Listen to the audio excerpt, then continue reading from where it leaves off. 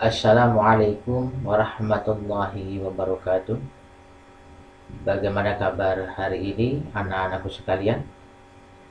Mudah-mudahan selalu sehat dan selalu berada dalam lindungan Allah Subhanahu wa taala. Pada pembelajaran kali ini kita akan meneruskan pembahasan mengenai muamalah, yaitu pada video yang ketiga. Video yang pertama kita sudah membahas mengenai muamalah itu sendiri, jual beli juga khiyar. Video yang kedua kita sudah membahas mengenai riba, utang piutang dan juga ijarah. Dan pada video yang ketiga ini kita akan membahas mengenai bentuk kerjasama ekonomi dalam Islam. Nanti akan kita bahas tentang syirkah, kemudian nanti ada perbankan dan juga asuransi Islami. Baiklah anak-anakku sekalian,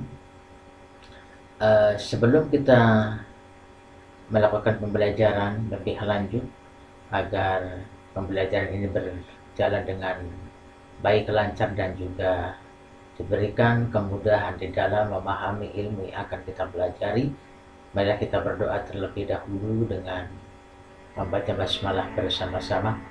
Bismillahirrahmanirrahim. Anak-anakku sekalian, bentuk kerjasama ekonomi dalam Islam di antaranya ada yang disebut dengan pertama adalah syirkah atau syarikat atau perseroan. Apa itu syirkah?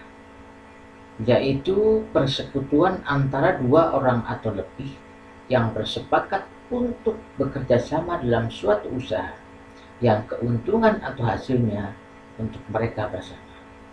Jadi artinya bahwa syirkah itu adalah kerjasama antara dua orang atau lebih untuk melakukan suatu usaha di mana nanti hasilnya dibagi sesuai dengan kesepakatan bersama.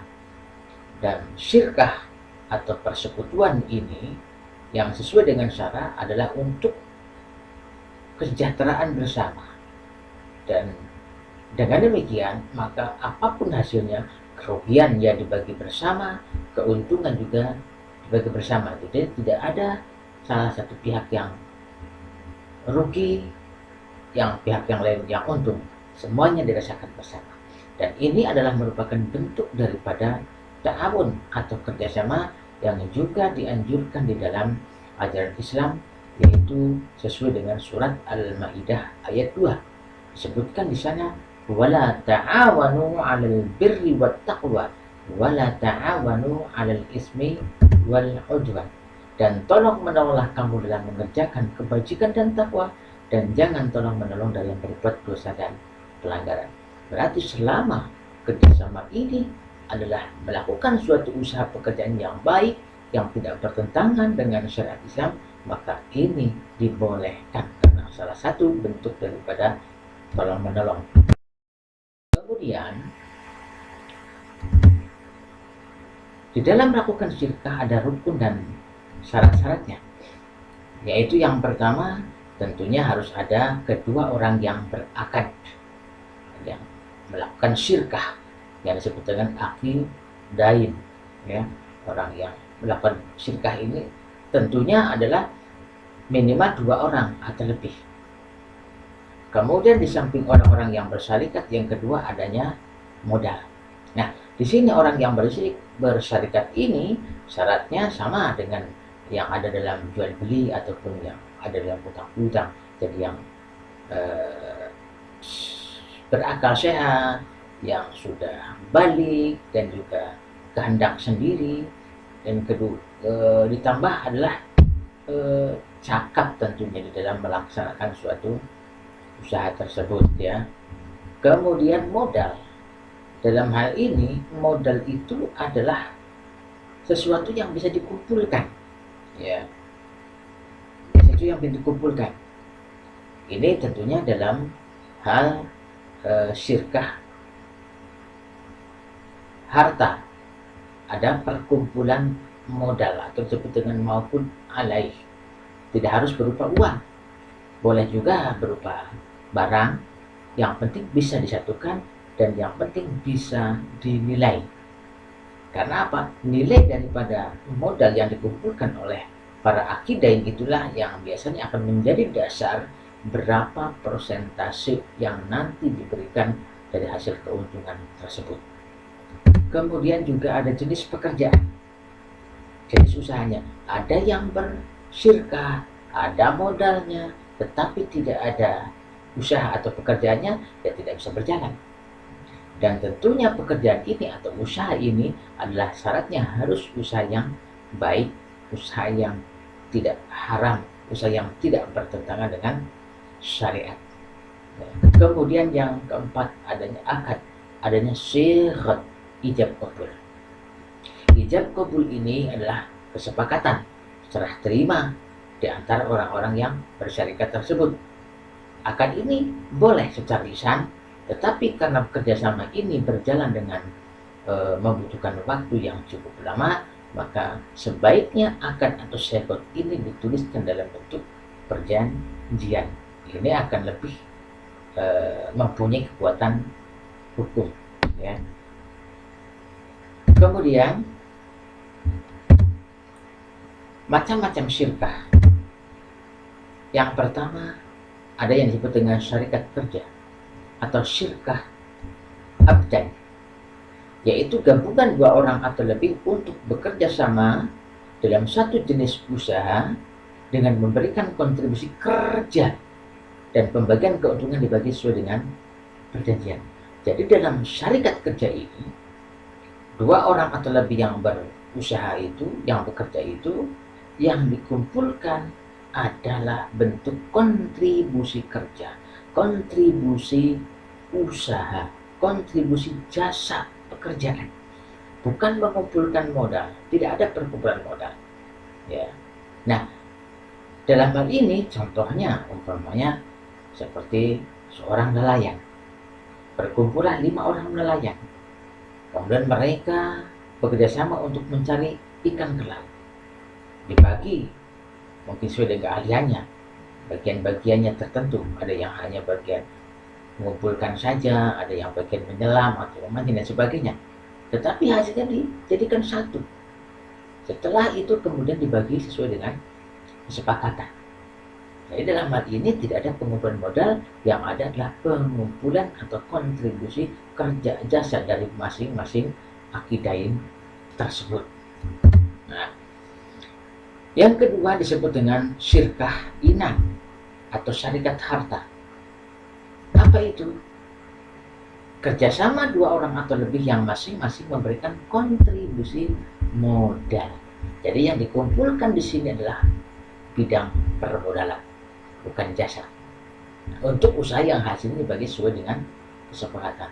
Jadi dalam hal ini syarikat harta itu dari masing-masing orang yang melakukan syirkah ini mengumpulkan harta benda sebagai modal, baik berupa uang ataupun berupa barang, yang penting bisa disatukan dan bisa dinilai.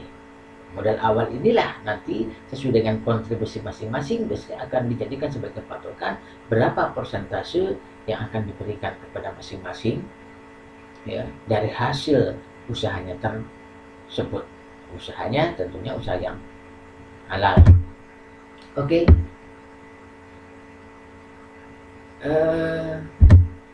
Selanjutnya yang ketiga adalah mudharabah atau qiran. Mudharabah yaitu pemberian modal dari pemilik modal kepada seorang yang akan memperdagangkan modal dengan ketentuan bahwa untung rugi ditanggung bersama sesuai dengan perjanjian. Nah, ini bekerja sama antara pemilik modal dengan pengelola. Jadi mungkin dalam kehidupan ini ada orang yang punya modal banyak, punya harta banyak, tetapi dia tidak bisa mengembangkan lebih lanjut. Tetapi ada orang yang tidak punya modal, tetapi dia punya keahlian, bisa bekerja. Maka kedua orang ini bisa bekerja sama. Yang satu sebagai pemilik modal, yang satu sebagai pengelolanya untuk melakukan pekerjaan itu. Sebagai contoh, si A punya modal banyak, tapi tidak tahu cara menjalankan usaha. Si B, dia tidak punya modal, tapi dia punya keterampilan, bisa bikin bakso yang enak, bisa berdagang yang pintar. Kemudian bersamalah si A dan si B. Si A memberikan modal kepada si B, silakan. Saya berikan modal, saya berikan tempat, saya berikan gerobokan, saya berikan apa yang diperlukan, semuanya dari si A. Si B cukup menjalankan usaha saja, bikin bakso, dagang bakso yang enak. Nanti kita bikin kesepakatan antara keduanya, hasilnya dibagi berdua. Terserah persentasenya, mau 50-50, mau 70-30, tergantung dari kesepakatan masing-masing. Nah, ini namanya mudharabah atau qirot ya. Nah, hukum mudharabah tentunya boleh ya. Ini juga termasuk dalam salah satu bentuk ta'awun, kerjasama, seperti yang disebut dalam surat Al-Maidah ayat 2. Kemudian yang berikutnya, di dalam melakukan mudharabah atau qirot tersebut juga ada rukunnya yang harus dipenuhi. Yang pertama adalah muqrid atau pemilik modal dan muqtarid yang menjalankan modal. Syaratnya sama, yang balik, yang berakal sehat, handal sendiri ya. Jujur ini khususnya adalah bagi si muqtarid, yaitu yang menjalankan modal tersebut. Jangan sampai untungnya sekian dilipat atau diuntet bilangnya sekian. Nah, ini kan tidak jujur ya. Kemudian yang kedua, modal hendaknya diketahui jumlah ya. Harus ada modal. Ini adalah yang dipenuhi oleh si muqtarid. Ini harus jelas diketahui jumlahnya berapa dan diberikan secara tunai untuk dijalankan oleh si muqtarid. Kemudian yang ketiga adalah jenis usaha. Terserah usaha itu apa, yang penting tidak bertentangan dengan syariat ya. Kemudian tempatnya sebaiknya juga disepakati bersama, kira-kira di mana dan sebagainya ya. Jadi usahanya mau berdagang atau mau bisnis apa, itu terserah kesepakatan mereka sesuai dengan keahlian si muqtarid tentunya. Kemudian yang berikutnya adalah adanya ijab qabul, adanya akad kesepakatan mereka bersama. Dan ini pun juga ijab qabul sebaiknya dituliskan dalam bentuk suatu perjanjian biar tidak terjadi hal-hal yang tidak diinginkan di kemudian hari ya. Kemudian hikmah dalam menerapkan mudharabah di masyarakat, ini diantaranya perwujudan persaudaraan dan persatuan antara muqtarid, ini kelompok si kaya yang bermodal, dan muqtarid kelompok si miskin yang tidak bermodal. Hubungan mereka menjadi baik, silaturahminya menjadi baik ya. Kemudian yang kedua juga mengurangi atau mungkin bahkan bisa menghilangkan pengguran. Kalau si pemilik modal itu kemudian memberikan modal kepada beberapa orang, kan bisa tidak harus kepada satu orang, pengelola bisa banyak ya, atau bisa membuka cabang-cabang yang lainnya, maka di sini akan mengurangi pengangguran bagi si miskin. Kemudian juga memberikan pertolongan kepada fakir miskin yang akan menjalankan modal. Yang tadinya tidak punya pekerjaan, yang tadinya nganggur ya, bisa ditolong, bisa diangkat, bisa dibantu. Dan akhirnya nanti ketika dia sudah kaya, dia karena punya penghasilan ya, dia bisa menabung, akhirnya bisa mandiri, bahkan dia juga akhirnya bisa membentuk usahanya sendiri. Kemudian selanjutnya bentuk kerjasama ekonomi dalam Islam ada yang disebut dengan muzara'ah, mukhabarah, dan musyarah. Apa itu? Muzara'ah dan mukhabarah dulu. Muzara'ah ialah paruhan sawah, paruhan hasil, bukan sawahnya ya, paruhan hasil sawah atau ladang antara pemilik dan penggarap. Benihnya berasal dari pemilik sawah. Jadi kalau ada orang yang punya sawah, mungkin sawahnya banyak, kemudian sebagian sawah itu digarapkan kepada orang lain dengan perjanjian bagi hasil sesuai dengan kesepakatan. Nah, kalau benihnya itu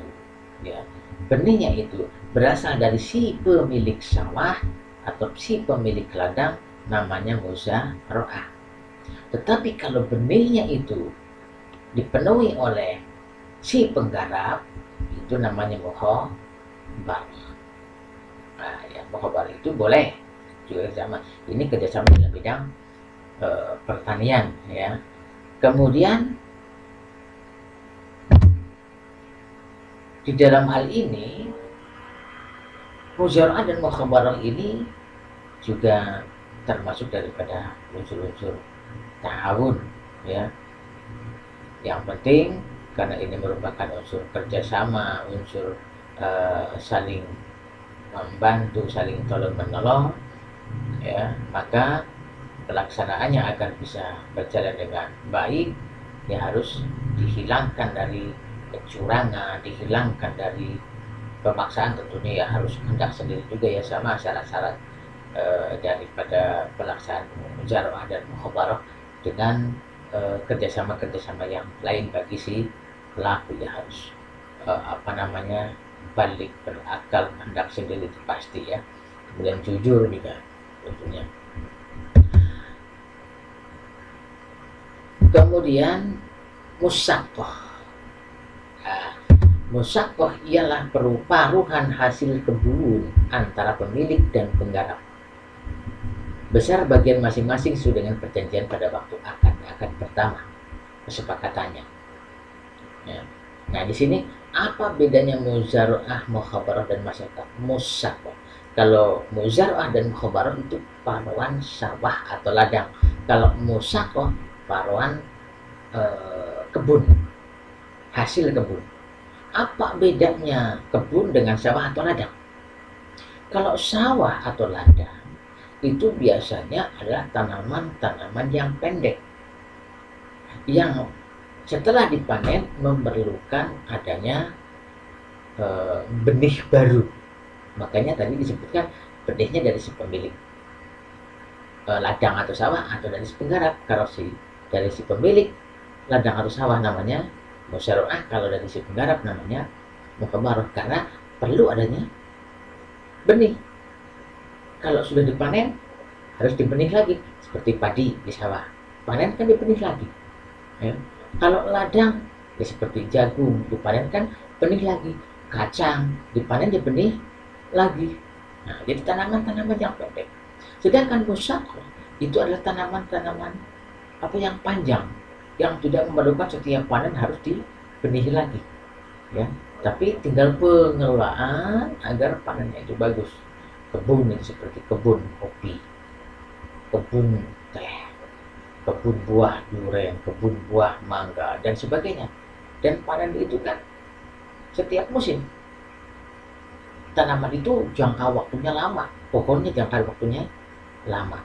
Nah, itu dikelola oleh si penggarap umpamanya karena terlalu banyak, dan kemudian diadakan perjanjian bagi hasil. Dan ini sudah pernah dilakukan oleh Rasulullah sesuai dengan sebuah hadis yang diriwayatkan oleh Muslim, yaitu Rasul pernah memberikan sebagian daripada kebun di Khaybar kepada penduduk Khaybar untuk dipekerjakan dan diparuh hasilnya.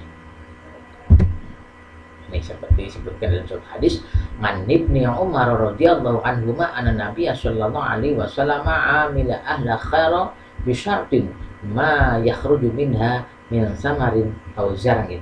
Rawahu Muslim. Dari Ibnu Umar, sesungguhnya Nabi sallallahu alaihi wasallam telah menyerahkan kebun miliknya kepada penduduk Khaybar agar dipelihara oleh mereka dengan perjanjian mereka akan diberi sebagian dari hasilnya, baik dari buah-buahan ataupun hasil tanaman. Apalagi hadis baik Muslim. Berarti dengan demikian maka paruan hasil tertentu juga ini termasuk dalam bentuk ta'awun, ya, diperbolehkan. Selanjutnya sistem perbankan yang Islami. Sistem perbankan itu bisa dilakukan oleh lembaga-lembaga yang namanya bank. Secara umum bank yang konvensional itu adalah sistem kerjanya menghimpun dan menyalurkan uang kepada masyarakat. Hasilnya dari mana? Hasilnya adalah adanya sistem bunga dalam bank tersebut. Secara umum bank seperti itu hasilnya dengan produk-produk tertentu, tapi pada intinya itu ada sistem bunga. Nah, kemudian di dalam pembahasan Islam tentunya bunga itu menjadi perdebatan, meragukan apakah itu termasuk daripada riba atau bukan. Nah, ini walaupun ada yang mengatakan boleh, ada yang mengatakan haram, tapi itu kan akhirnya membingungkan. Nah, di sini perlu saya sampaikan terlebih dahulu sebagai gambaran, sebagai pandangan, kalau bank yang konvensional tersebut, bank yang umum yang bukan Islam itu hukumnya apa sih? Nah, memang dalam hal ini para ulama berbeda pendapat. Ada yang mengatakan bank itu hukumnya haram. Kenapa haram? Jelas sekali bank itu mengandung unsur bunga, dan bunga itu termasuk riba, dan riba itu adalah haram sesuai dengan surat Al-Baqarah 275, wa ahallallahul bai'a wa harrama riba. Haram hukumnya. Kemudian yang kedua, ada pendapat lagi mengatakan hukumnya boleh. Kenapa boleh? Karena di dalam surat Ali Imran ayat 130 bahwa riba yang diharamkan itu adalah riba yang berlipat ganda, sedangkan dalam bank itu bunganya tidak berlipat ganda seperti rentenir. Ya ayyuhallazina amanu la ta'kulur riba ad'afan mudha'afah. Orang-orang yang beriman, janganlah kamu makan harta riba yang berlipat ganda. Bank tidak berlipat ganda. Itu alasan yang pertama, mengapa boleh. Alasan yang kedua, karena bank keberadaannya di dalam suatu negara itu sangat dibutuhkan. Tanpa adanya bank, suatu negara perekonomiannya pasti akan amburadul. Karena perekonomian negara banyak disokong oleh perusahaan-perusahaan besar. Dan perusahaan-perusahaan itu pasti akan sangat bergantung kepada bank untuk pengembangannya. Kemudian juga yang mengolah bank, adanya pencetakan uang itu juga dari bank sentral dan sebagainya. Artinya bahwa keberadaan bank itu sangat dibutuhkan di dalam suatu negara untuk menjaga kestabilan ekonomi. Nah, oleh karena itulah di sini berpendapat bahwa bank hukumnya boleh. Ada lagi yang pendapat yang ketiga mengatakan bahwa bank itu hukumnya mutasyabihat, remang-remang, haram tidak, boleh juga tidak. Kenapa? Bingung ini. Karena di sisi lain bank itu mengandung hukum riba, ya, haram, tapi sisi yang satunya lagi bank keberadaannya sangat dibutuhkan oleh suatu negara. Jadi ada ribanya tapi dibutuhkan keberadaannya. Oleh karena itulah bingung, akhirnya berpendapat mutasyabihat, tengah-tengah. Nah, terserah kita akan pilih yang mana itu pendapat saya ya. Nah, kemudian karena bank itu tadi saya sampaikan yang bank konvensional itu tidak bisa terhindar dari sistem bunga, maka karena timbul keraguan-raguan, untuk menghilangkan keraguan-raguan umat Islam itu kemudian muncullah yang namanya bank Islam. Bank Islam itu ada ya namanya bank muamalah atau bank syariah atau apa, muncullah bank Islam. Apa bank Islam itu? Yaitu bank yang sistem di dalamnya sesuai dengan ajaran Islam. Berarti di situ menghilangkan sistem bunga yang ada di dalamnya. Ya, sesuai dengan Al-Quran dan hadis, jadi tidak ada bunganya.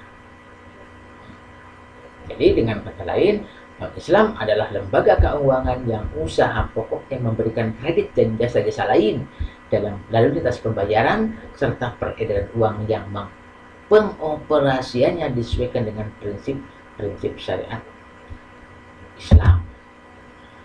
Nah, kemudian kalau tidak ada sistem bunga di dalamnya, kemudian hasil daripada bank itu sendiri dari mana? Jadi produk-produk bank Islam, ya, bank syariah atau bank muamalah atau apa, ya, karena sekarang muncullah yang namanya BNI pun ada BNI Syariah, Mandiri pun ada Mandiri Syariah, ya, dan sebagainya. Nah, di dalam sistem pengoperasian perbankan Islam ini, ya, karena tidak ada sistem buka, maka hasilnya bank dari mana? Ada yang disebut dengan mudharabah. Apa mudharabah? Itu pemberian modal. Jadi kalau ada orang yang mau berhutang, bank sistemnya adalah memberikan modal untuk usaha orang tersebut atau lembaga tersebut. Di mana kalau memberikan modal untuk suatu usaha tidak boleh dikonsumtif, harus untuk usaha. Maka hasil daripada usaha itu bank syariah itu dikasih bagi hasil, ya. Kemudian musyarakah, kerjasama pihak bank dengan pengusaha di mana masing-masing sama-sama memiliki saham. Bank-bank untuk memperbesar, perusahaan-perusahaan untuk memperbesar dan mengembangkan usahanya perlu modal banyak. Nah, di sini perusahaan-perusahaan itu tidak menghutang pada bank, tapi bank ikut berperan mengembangkan dengan apa? Dengan ikut memiliki saham di dalamnya. Bank Islam ikut punya saham, berapa saham di dalamnya, dan kemudian dari hasil saham yang dimiliki di perusahaan itu, dia bank itu berhak mendapatkan keuntungan sesuai dengan ketentuan kesepakatan tentunya. Kemudian ada wadiah, jasa penitipan barang atau uang.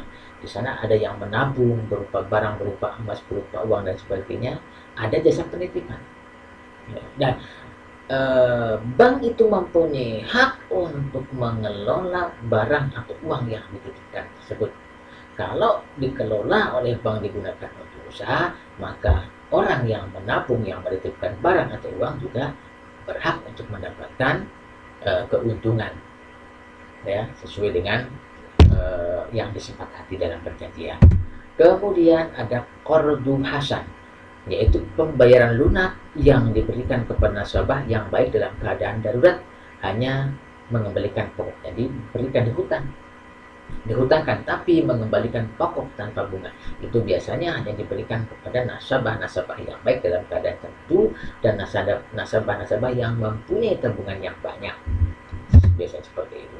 Kemudian murabahah, yaitu pihak bank menyediakan barang yang dibutuhkan pengusaha untuk dijual lagi dengan tambahan harga atas harga pembeliannya. Dalam hal ini berarti apabila ada pengusaha yang membutuhkan suatu barang, suatu produk, tidak perlu hutang kepada bank, tapi bank yang akan menyediakan barang yang dibutuhkan oleh pengusaha tersebut, tentunya dengan ada tambahan biaya, yaitu sebagai suatu keuntungan, gitu ya. Bukan hutang beli sendiri, tapi bank yang menyediakan barang itu. Oke? Itulah sistem bank Islam. Kemudian yang keenam, sistem kerjasama ekonomi dalam Islam ada yang disebut dengan asuransi. Asuransi, nah di sini secara umum menurut bahasa artinya pertanggungan atau takmin. Sedangkan menurut istilah yaitu akad atau perjanjian antara penanggung, dalam hal ini adalah perusahaan asuransi, dan mempertanggungan sesuatu, dalam hal ini adalah peserta perusahaan asuransi atau nasabah. Jadi dalam asuransi ini ada pihak yang menanggung, yaitu pihak asuransi, dan ada yang tertanggung, yaitu nasabahnya atau anggotanya. Ya. Nah, dalam asuransi yang konvensional ini tidak diperbolehkan. Ya. Kenapa? Karena di dalam asuransi yang konvensional, yang umum itu ada ketidakpastian. Adanya ketidakpastian, adanya untung-untungan, adanya spekulasi, dan itu adalah merupakan unsur-unsur judi. Di dalam Islam semuanya harus jelas. Berapa premi yang harus dikeluarkan nasabah setiap bulan, berapa nanti pertanggungan yang akan diklaim diberikan kepada nasabah apabila terjadi risiko, dan apabila tidak terjadi risiko. Jelas. Kalau dalam asuransi yang konvensional yang umum kan tidak jelas, ya. Preminya jelas, setornya sekian. Tetapi ketika tidak terjadi suatu risiko, maka klaim tidak keluar. Itu kan tidak jelas. Ya. Yang keluar berapa juga belum jelas. Nah, inilah yang namanya sifat untung-untungan. Ya. Asuransi kecelakaan. Kalau tidak terjadi kecelakaan, maka klaim tidak keluar. Nah, ini kan ada yang pihak juga. Dalam Islam tidak boleh. Semua harus jelas. Kalau terjadi resiko akan dikembalikan sekian. Kalau tidak terjadi resiko akan dikembalikan sekian. Mungkin dipotong administrasi dan sebagainya. Tapi ada satu kejelasan. Itulah asuransi dalam Islam. Ya, yang mana asuransi itu dulu munculnya abad ke-14 ya. Terus ke sini-sini kemudian muncul asuransi Islam yang sifatnya saling menanggung, jadi tidak ada kerugian atau disebut dengan takaful, ya, saling menanggung, takaful, jadi tidak ada yang dirugikan. Dalam hal ini tadi sudah saya sampaikan, jadi dihilangkan, harus adil, dihilangkan unsur-unsur untung-untungan, unsur-unsur spekulasi, perampasan hak. Ya, kalau sudah nasabah memberikan setoran remit, ya penentukan haknya daripada si nasabah itu, ya jangan sampai diambil. Kalau tidak terjadi risiko, dikembalikanlah berapapun itu. Kalaupun tidak penuh karena uang sudah dijaga oleh pihak asuransi, wajar pihak asuransi itu mengambil administrasi atau apalah istilahnya, tapi jelas dikembalikan berapa rupiahnya, ya.